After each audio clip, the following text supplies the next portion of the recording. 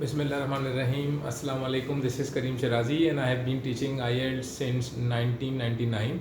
और हमारे पास बहुत सारे स्टूडेंट्स होते हैं प्रोफेशनल्स और जो इमिग्रेशन के लिए अप्लाई कर रहे होते हैं कनाडा, ऑस्ट्रेलिया और डिफरेंट कंट्रीज़ में।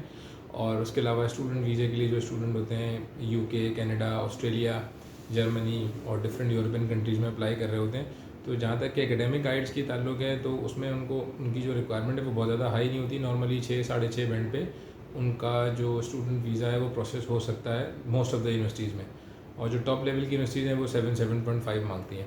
तो उसमें भी ज़्यादातर ओवरऑल चाहिए होता है यूनिवर्सिटीज़ को।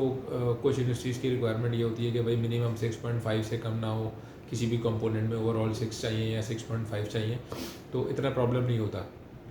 अब जहाँ तक बात है इमिग्रेशन की, तो उसमें फॉर कैनेडा स्ट्रेट आपको 8,777 चाहिए होते हैं, लिसनिंग में 8 और बाकी तीनों में 7।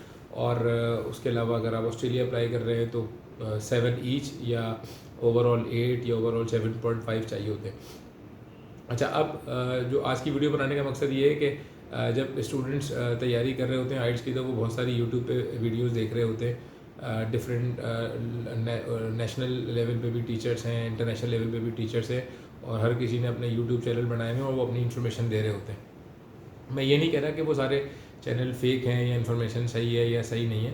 पहली चीज़ तो ये कि जिसका भी यूट्यूब चैनल आप फॉलो कर रहे हैं, स्पेशली जो लोग आइल्स पढ़ा रहे हैं प्रोफेशनल, तो आपको उनका ट्रैक रिकॉर्ड देखना चाहिए कि उनकी कोई अपनी एकेडमी है, वो कहाँ से एफिलेटेड है, कितने साल से पढ़ा रहे हैं। बहुत सारे लोग आपको ऐसे मिलेंगे यूट्यूब पे कि जिनका सिर्फ आइल्स का चैनल होगा लेकिन उनकी कोई एकेडमी नहीं होगी, कोई अपना ऑफिस नहीं होगा, बस व्हाट्सएप नंबर पे वो चैनल बनाए हुए हैं और वो चीज़ें पढ़ा रहे हैं। जैसे अब कुछ टीचर से मुझे स्टूडेंट आके बताते हैं कि भाई फलाना टीचर है यूट्यूब पे और वो बता रहे हैं कि भाई आजकल जो है ना आइल्स के एग्ज़ाम में बेईमानी हो रही है, एग्जामिनर नंबर नहीं दे रहे या राइटिंग में नंबर नहीं दे रहे। तो पहली बात ये है कि इस चीज़ की ऑथेंटिसिटी क्या है कि भाई आपको कैसे पता है कि आइल्स के एग्जामिनर नंबर नहीं दे रहे, आपको किसी ने बताया, कोई आपके पास रिटर्न प्रूफ है, तो वो स्टूडेंट मिसगाइड होते हैं। अच्छा, जो लिसनिंग और रीडिंग है ना वो क्लरिकल चेकिंग होती है, मतलब 40 में से कितना स्कोर आया है कि स्टूडेंट खुद अपना लेवल चेक कर सकता है। लेकिन फॉर राइटिंग एंड स्पीकिंग आपको एक इंसान चाहिए जो बताए आपको कि भाई आपका ये राइटिंग में ये बैंड है, स्पीकिंग में ये बैंड है।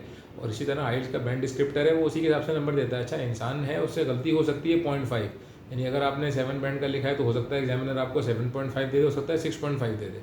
और हमारे पास बहुत सारे स्टूडेंट ऐसे आते हैं जो तैयारी करते हैं, बहुत अच्छा हम पढ़ाते हैं उनको, वो अच्छा परफॉर्म करते हैं और जब वो एग्ज़ाम में अपेयर होते हैं तो उनका राइटिंग में किसी का 6.5 आ जाता है या स्पीकिंग में 6.5 आ जाता है। और हमें पता होता है कि कैंडिडेट अच्छा है, उसने परफॉर्म सही किया है, तो हम उससे ये पूछ लेते हैं कि भाई आप ये बताएं कि आपने एग्ज़ाम में कंफ्यूज तो नहीं हुए, ड्यूरिंग द एग्ज़ाम तो आपको कोई प्रॉब्लम नहीं हुई? वो बोलता है नहीं, तो हम उनकी स्क्रूटनी अप्लाई करवाते हैं ना। अल्हम्दुलिल्लाह 99.9% लोगों के स्क्रूटनी के बाद नंबर बढ़ जाते हैं। But to be very honest 0.5 ही बढ़ते हैं राइटिंग और स्पीकिंग में।